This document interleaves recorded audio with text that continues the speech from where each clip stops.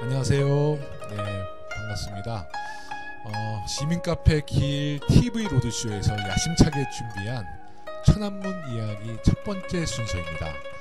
옆에 계신 분은 전 외국어대학교 중국학과 교수를 역임하시고 현재 외국어대학교 중국연구소 연구위원이신 남종호 박사님 모셨습니다. 안녕하세요, 교수님. 안녕하세요, 네. 반갑습니다. 네. 이제는 이제 교수님이라고 하지 말고 박사님이라고 할까요? 네네네. 네. 우리 남종호 박사님은 제가 그 베이징 대학교에서 유학할 때 같은 기숙사에서 저랑 한 4년 정도 같이 있었죠. 네네, 네, 아주 즐겁게 있었습니다. 네, 네. 서로가 서로를 너무 잘 알기 때문에 입만 뻥끗하면 저는 정치 못하고 우리 박사님은 연구 활동 못합니다. 그 정도로 밤과 낮을 함께 수학했던 아주 제가 제일 좋아하는 선배님이기도 합니다. 박사님이 처음에 중국 가신 게 저는 92년도에 갔는데요. 박사님은 언제 오셨죠? 저는 이제 저도 2년대 갔다가 네네, 저는 네. 이제 졸업하고 96년도에 왔습니다. 그러니까 네네. 92년도에 베이징 대학교에 입학하셔서 네, 93년도에 입학한 93년도. 네. 그때문에 박사반이 그때 처음으로 이제 그러셨군요. 허가가 됐기 때문에. 네네네. 그러면 베이징 대학교의 1호 박사라고 얘기해도 네, 저뿐만 아니고 네네. 한 12분 정도가 네네네. 같이 졸업한 걸로 알고 있습니다. 네, 저도 네. 한국인 1호 베이징 대학교 네. 졸업생입니다. 네, 같은 어떻게 보면 박사반 1호, 저 본과생 1호가 그렇죠. 만났네요. 예. 네, 처음에 중국 93년도 도착하셨을 때 딱 공항에 도착하시니까 느낌이 어떻던가요? 그때는 거의 뭐 허별판이었었고, 그렇죠. 네네, 네. 뭐 5시만 되면 아시겠습니다만 뭐 가로등도 없었고, 네네. 네. 그 도로에는 말들이 막 다녔잖아요. 마차들, 네, 마차들. 네, 네, 네. 야, 진짜 세월이 그때가 빠르죠. 그랬습니다. 네, 저도 그때가 그립네요. 혹시 박사님 전공은 전공은 중국 정치와 대외관계. 중국 네네. 정치와 대외관계. 네네. 그럼 오늘 저 첫 번째 방송이니까 한번 정치 이야기 한번 해볼까요? 네, 좋습니다. 네. 네. 이제 우리나라와 중국이 굉장히 가깝기도 하고 아주 오래된 그 역사를 갖고 있지만 네. 근대사에 들어와서 이제 그 체제가 네네. 달라짐으로써 네네. 이제 굉장히 좀 우리가 이해하지 못하는 정치 구조가 있죠. 네, 그럼요. 네네. 근데 대한민국은 이제 상권 분립을 보장하고 이제 독립적인 체계가 갖춰져 네네네. 있는데 네. 중국도 상권 분립이 있나요? 중국은 사회주의 체제 국가로 명신했기 때문에 네네. 또 공산당의 영도를 책임지고 있는 국가로서 네. 헌법에 네네. 삼권 분립이라는 것이 없습니다. 헌법의 상권 분립 네. 자체가 예, 표기가 안 돼 있어요. 예. 왜냐하면 최종적인 권력의 귀결은 공산당으로의 영도이기 때문에 네. 삼권 분립을 해놓지 않고 있습니다. 네. 그 삼권 분립과 서구의 다당제는 네. 수행하지 않겠다라는 것이 현재의 공산당 입장이고, 네. 물론 이제 삼권에 해당하는 입법과 행정, 사법에 해당하는 기구는 당연히 있습니다. 그 기구가 서로 견제 역할이 있나요? 안 되죠. 안 됩니까? 예, 그거는 이제 최종적으로는 공산당으로의 영도를 받게 돼 있습니다. 네. 그것이 가장 우리나라랑 틀린 점이라고 볼 수 있죠. 네. 그러면 사실 이제 우리 국민들은 사실 이해가 잘 안 가는 부분이잖아요. 그렇죠. 네, 일단 중국은 선거가 뭐 있긴 있죠. 근데 우리처럼 이제 뭐 국가 주석을 뽑는 선거를 직선제로 안 하니까. 네네네. 그러면 중국은 선거에 대해서는 어떻게 선거는 지금 이제 설명할까요? 직접 선거를 하는 데가 있는데 네네. 그것은 아주 지방의 작은 현, 네. 현이라 그러면 우리나라 읍면 정도, 읍면 정도. 예, 아주 작은 시도 면장 정도죠. 그렇죠. 면장 선출은 직선제로 뽑고. 직선에 뽑는 데도 있고 네. 또 안 한 데도 있고 네. 시범적으로. 네. 그런데 국가 중앙 기구라나 이런 것은 다 지금 간접 선거로 네. 뭐 차액 선거라고 그러는데 네네. 실질적으로는 큰 변동이 없는 한 당 중앙이나 혹은 네. 정부에서 정한 사람을 추인해서 인민대표대회에서 추인해서 뽑고 있는 실정입니다. 그러면 이제 간접 선거라 그러면 우리가 예전에 그 박정희 대통령 계실 때 통일 주체 국민회의 같은 어떤 대의원을 통해서 간접 선거를 하나요? 아니면 그렇죠. 네. 국가 주석이라든가 네네. 어떤 총 권력자들의 그 선거는 네. 일단 설정을 돼 있는 다음에 네. 그 다음에 인민대표대회, 네네. 각 시면 시 성이면 성 네. 혹은 중앙정부면 전국인민대표대회에서 추인하는 형식으로 그렇게 해서 뽑고 있습니다. 간접 선거죠. 네. 네네. 근데 중국은 제가 처음에 베이징 대학교 갔을 때 그 우리 동기들과 네네. 가장 많은 의견 충돌과 또 토론 또 뭐 경론까지도 펼쳤던 이야기가 제가 이제 처음에 중국에 대한 이해가 없을 때는 근데 중국은 선거도 없고 일당 체제니까 이거는 뭐 거의 전 독재로 받아들여서 이제 학생들과 많은 이야기를 했는데 그 당시 학생들 얘기는 이제 중국이라는 나라가 워낙 그 대륙이 크고 또 인구도 뭐 13억이고 또 소수민족이 56개의 소수민족이 있어서 선거제도를 잘못 도입했을 때는 이제 각 지역이 그 지역 이기주의로 분열 상태가 될 것을 우려해서 자기들은 선거 제도를 도입하지 않겠다. 근데 그 같은 베이징 대학교 학생들이 그런 얘기를 하더라고요. 그래서 제가 그때는 이해를 못했는데 대학을 졸업할 때 제가 느꼈던 것이 중국이란 나라가 결국은 선거는 없지만 권력 교체는 굉장히 그 자연스럽게 좀 돼가고 있잖아요. 뭐 모태똥, 등소평, 강택민, 후진타오, 시진핑까지 특별한 권력 충돌이 없이 지금까지 이렇게 온 거는 중국 민족성의 좀 어떤 유연성에 대한 문제인가요? 아니면 그게 사회주의의 헌법적으로 좀 보장된 제도에 그 관련된 이야기? 두 가지 다 있다고 보는데 이제 원론적으로는 중화인민공화국 헌법에 저희와 가장 또 틀린 게 하나 뭐냐면 공산당의 영도로 하는 것, 즉 중화인민공화국은 공산당의 지배를 받아야 된다는 문구가 명시되어 있습니다. 이 얘기는 뭐냐면 중화인민공화국은 모든 중화인민공화국 국가기구와 모든 사회적 기구는 공산당의 영도를 받아야 된다는 것과 같습니다. 지금 비유를 들어서 지금 김 위원장님 민주당이신데 지금 현재 대한민국 헌법에 대한민국은 향후 민주당의 영도를 받아야 된다고 명시돼 있었다. 그럼 어떻게 되겠습니까? 일단은 국민들이 인정하지 않을 것 같고요. 국민들이 극한 투쟁을 할 것 같은데, 근데 우리는 뭐 사실 선거를 통해서 권력이 또 정권이 바뀌는 거니까 뭐 이해할 수 없는. 예를 들면 대한민국 헌법에 뭐 새누리당이라든가 뭐 민주당의 그런 영도를 받아야 된다고 명시돼 있다 그러면 기본적으로 국가가 한 당의 지배를 받기 때문에 실질적으로 선거 뭐 아니면 뭐 야당이고 이렇게 다 필요가 없죠. 마찬가지입니다. 흔히들 이제 일당 체제 독재라고 그러잖아요. 그래서 그거를 지금 우리가 알고 있는 공산당의 그 권력의 원천이라는 것이 그냥 공산당이 중화인민공화국을 세웠기 때문에 물론 권위는 있을 수 있습니다만은 법적으로 권력의 원천이라는 건 바로 아까도 말씀드렸듯이 헌법에 명시된 공산당의 영도 거기서부터 출발한다고 할 수 있겠습니다. 그러니까 실제로 이제 북한도 좀 중국의 영향을 많이 받은 거네요. 영향을 그렇죠. 서로 간에 그건 있겠습니다만은 제도상에 있어서는 거의 근데 이제 북한은 권력 이양이 안 되니까 결국 세습 체제다 보니까 어떻게 보면 중국보다는 더욱 일당 체제와 세습 정치 이렇게 받아들여야겠죠. 흔히들 이제 우리 얘기하는 게 중국에는 참 권력자들이 참 많다고 그러잖아요. 근데 중국의 권력이라 그러면 사실 국가 주석이 있을 것이고 공산당 총서기가 있을 것이고 군사의 주석이 있는데요. 어떻게 해석을 해야 되나요? 일반적으로 그 국가 주석은 국가를 일단 대표를 합니다. 그런데 현재 헌법에 의해서는 국가 주석은 권위는 있지만 권한은 거의 없는 국가를 대표하는 원수급이고 그 다음에 저희가 이제 말씀드린 건 뭐냐면 자꾸 당 중앙군사위원회 주석을 말씀드리는데 일반 한국이랑 다른 나라와 비교해서 볼 때 군 통수권을 가진 자가 바로 최고의 권력자입니다. 어느 국가나. 저희 나라 같은 경우는 당연히 대통령한테 있습니다. 그렇죠. 미국도 그렇고. 그런데 중국은 헌법에 국가 원수인 국가 주석한테 있지 않고 중앙군사위원회 주석한테 있다고 명시되어 있습니다.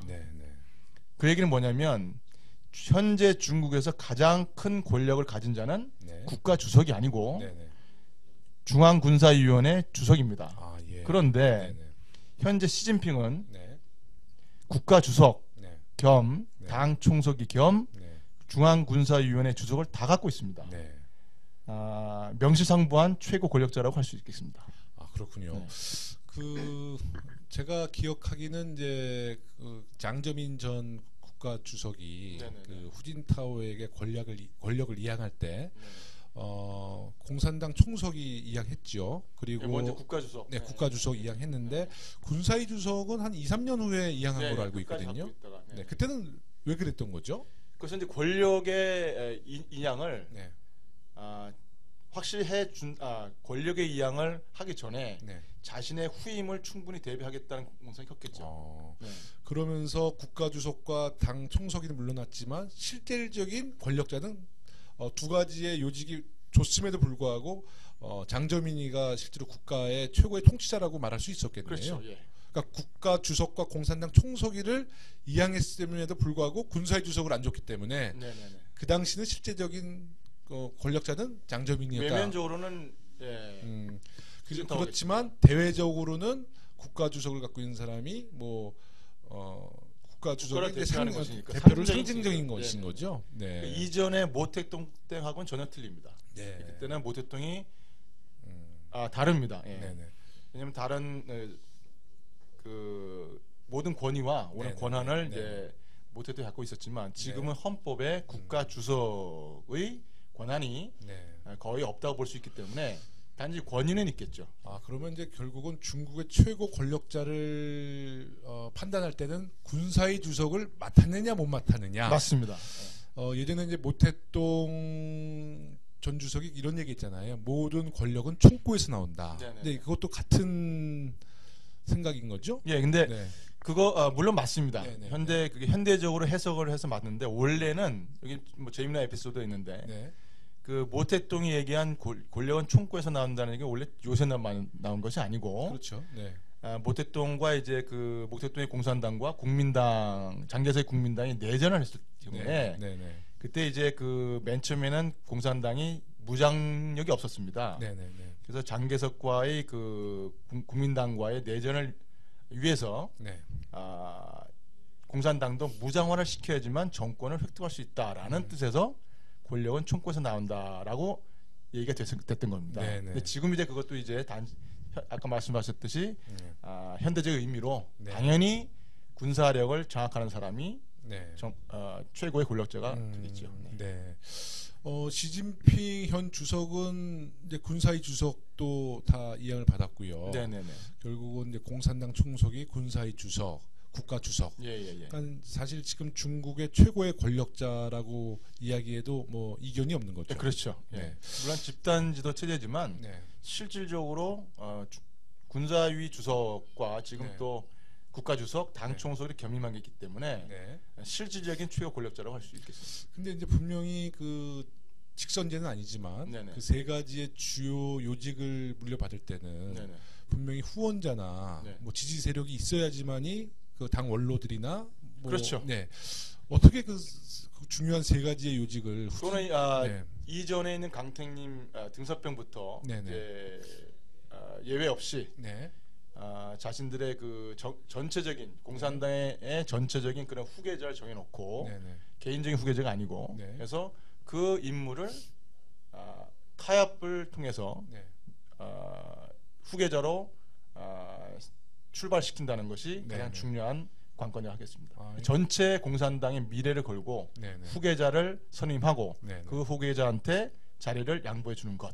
근데 이제 그 아까도 말씀드렸다시피 그 장저민은 후진타오에게 군사위 주석을 2, 3년 동안 주지 않았잖아요. 근데 이번에는 그 시진핑이 그 세 가지의 요직을 받은 것은 결국은 당 원로나 현 지도부로부터 뭐 100% 충분히 지지를 받는 걸로. 그러니까 중국이 선거제도는 없는데 이 같은 국가 주석이나 그 군사위 주석을 선출할 때 굉장히 물밑에서 치열한 뭐 정치 투쟁과 당연히 그렇죠.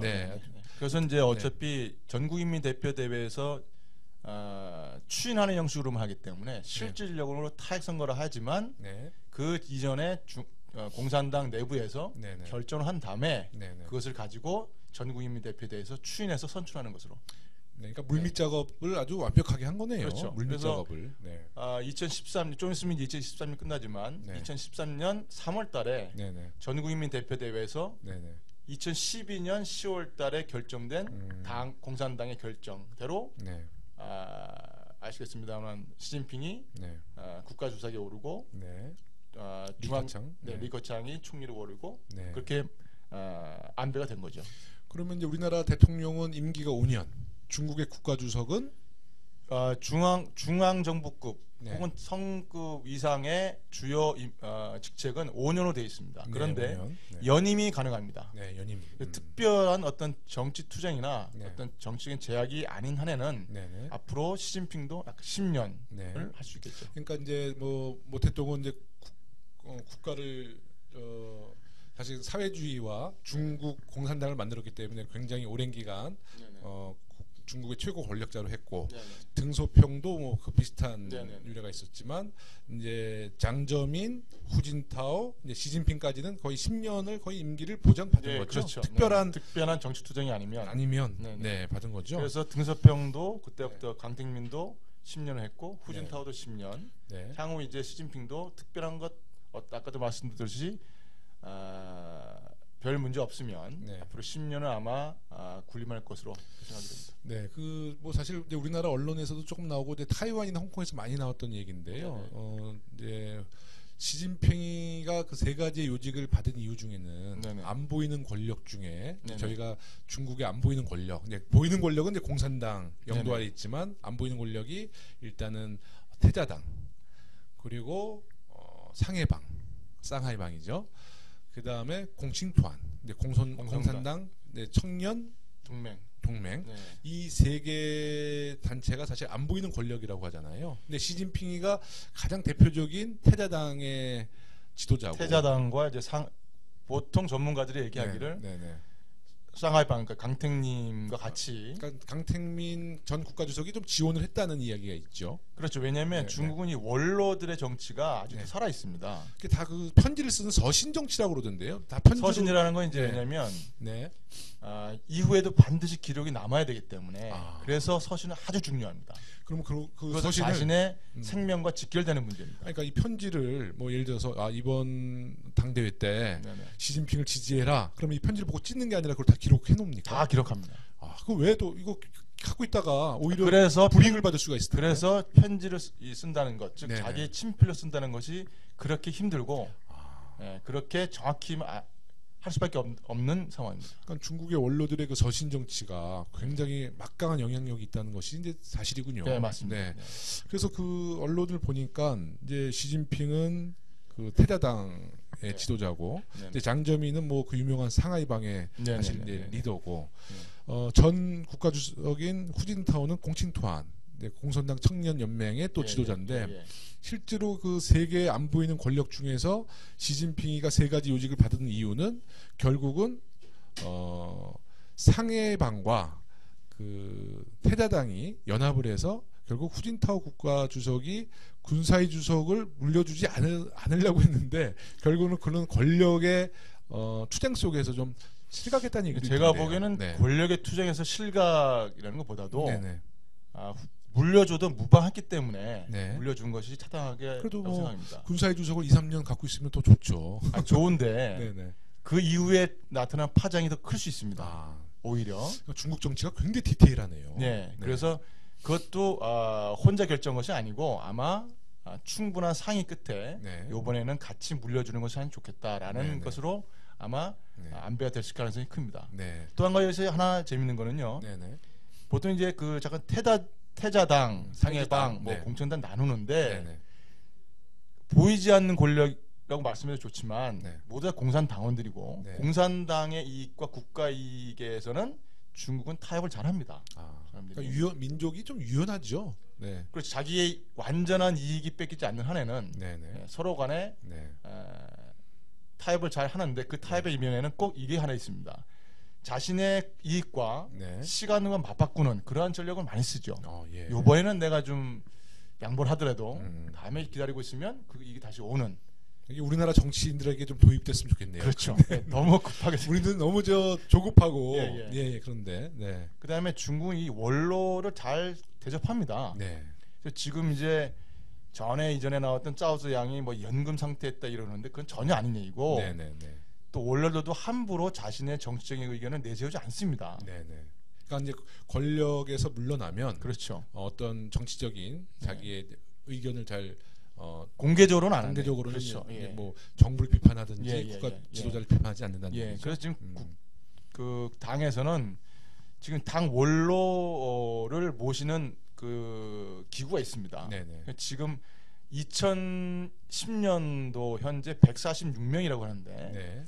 이제 후진타워도 거기 들어갔겠죠. 혹시 그 이름 전체는 다 모릅니다. 네네네. 예. 강택님도 있고 지금. 네네네. 네. 그 사람들은 이제 국가 당과 정부 차원에서 네. 아주 일반적인 사람과 틀리게 네. 대우를 해주는 걸로 알고 있습니다. 네. 그 이제 뭐 시간이 어느 정도 지났는데요. 이제 마지막으로 한번 아까 저 말씀드렸던 안 보이는 권력. 네. 이제 태자당이라고 그러잖아요. 근데 태자당 그러면 모르는 분들은 그게 진짜 공식적인 정당의 이름인 줄 아는데 그게 아니고 네, 한번 얘기 좀 해주시죠. 네. 일반적으로 얘기하는 상해방도 네네. 또 공천당도 네. 실질적으로는 거의 대부분 8-90%가 네. 태자당의 분류로 볼 수 있습니다. 왜냐하면 중국은 태자당이 지금 장악하고 있는 그렇죠. 있는 왜냐하면 거네요. 네. 현재 있는 거의 대부분에 있는 권력자들 대부분이 네네. 이전 거쳐오는 과정에서 상해에 있을 수도 있고 네. 공정단에 있을 수도 있었는데 네네. 따지고 보면 대부분의 사람들이 이전에 당, 정, 군 관료들의 자제들입니다. 네네네. 예, 그러니까 모태동부터 같이 있었던. 그래서 네. 그거를 굳이 단지 이제 공청당에 안 들어가거나 상해에 안 있던 다른 지역에 있었던 네. 태자당들이 있기 때문에 그거를 하나 묶는 건데 그거는 네. 공식적인 당이 아니고 네네. 여기서의 당은 어떤 그룹, 예, 그룹에 대한 것을 태자당이라고 합니다. 그러니까 태자당은 정리를 하자면 뭐 정치 원로나 혁명 원로들의 자제나 친인척을 그렇죠. 얘기할 때 네. 태자당이라고 하는 것이죠. 그렇죠. 공식적인 정당은 아니다. 아닙니다. 네, 아니고요. 그런 그룹들. 그다음에 이제 상해방. 상해방은 주로 이 상해 지역에서 관료를 지낸 사람들을 상해에서 당, 정, 군에 있었던 사람들, 오랜 기간. 결국은 이제 우리나라도 뭐 지역주의가 있지만, 그러니까 상해 출신들도 상해방이라고 그러고요. 상해에서 당정 군 생활을 그렇죠. 한 사람들 그게 이제 같이 연관이 돼서 관시가 돼서 전체적으로 이제 같이 상해방이라고 일컬어지죠. 그러니까 상해 꼭 출신만 있는 게 아닙니다. 그렇죠. 그러니까 네네. 장저민 국가주석이 이제 상해 시장을 하다가 네네. 당 서기로 올려가서 그다음에 이제 중앙 정부로 진출했죠. 주롱지 전 총리도 뭐 상해방이라고 해야죠. 그러면 이제 공칭토한 이제 공산당 청년 연맹, 네, 거기는 어떤 배경이 있는 거죠? 그거는 이제 그 공산당원이 되기 전에 공산당에 들어가기 전에 청년 당원들, 그 준비 당원들, 그러니까 공산당의 청년 당원들. 그렇죠. 네. 우리 민주당 같으면 청년위원회 그렇죠. 뭐 그런 거죠. 네. 근데 그것이 인원수도 많고 상당히 전국적인 조직을 갖고 있습니다. 네. 근데 그것 또한 중국 중화인민공화국에서 그 공천당 연맹이 거의 몇천만 명 넘기 때문에 그러한 조직의 장이라는 것은 자신의 그 인맥을 쌓는데 아주 좋은 기반이 되겠죠. 그런 또 배경이 있군요. 네네네. 그 제가 베이징 대학교 입학하고 한 일주일 있는데 누가 이렇게 A4용지 뭐 쓰라고 해서 썼어요. 그게 보니까 중국 그 공칭도한 가입서더라고요. 공산당 가입서서 제가 이제 그 친구들은 제가 이제 중국 사람인 줄 알고 제가 썼다가 보니까 이 공산당 가입서라서 제가 나중에 다시 그 용지를 받아온 적이 있는데요. 그때 제가 공칭도 안에 들어갔으면 저도 중국에서 정치를 오히려 할 수 있었겠군요. 농담입니다. 네. 예, 오늘 짧지만은요. 이제 앞으로 우리가 이 방송을 천안문 이야기 방송을 계속 연재를 하려고 합니다. 우리 남종호 박사님은 아까도 말씀드렸다시피 북경대학교 1호 박사 출신이시고요. 또 외고대학교에서 중국학 강의도 오래 하셨기 때문에 아마 앞으로 알려지지 않은 중국의 이야기들, 재미난 이야기를 좀 많이 좀 준비해 주셔서 이게 너무 학문적으로 가지 말고요. 누구나 들어도 금방 좀 알고 이해할 수 있는 좀 쉽고 재미난 이야기를 좀 많이 들려주시기 바라겠습니다. 네, 감사합니다. 네, 이제 앞으로 일주일에 한 번 정도 방송을 하실 예정이시죠? 네. 오늘은 좀 짧았지만은요. 이제 앞으로 좀 저희가 기획을 잘해서 TV 로드쇼 첫 번째 코너 천안문 이야기를 잘 준비해서요. 가깝고도 먼 나라 중국에 대한 우리 좀 이해를 높이는데 큰 도움이 됐으면 합니다. 앞으로 TV 로드쇼 천안문 이야기 많은 시청 바라겠습니다. 고맙습니다. 네, 감사합니다. 감사합니다. 네.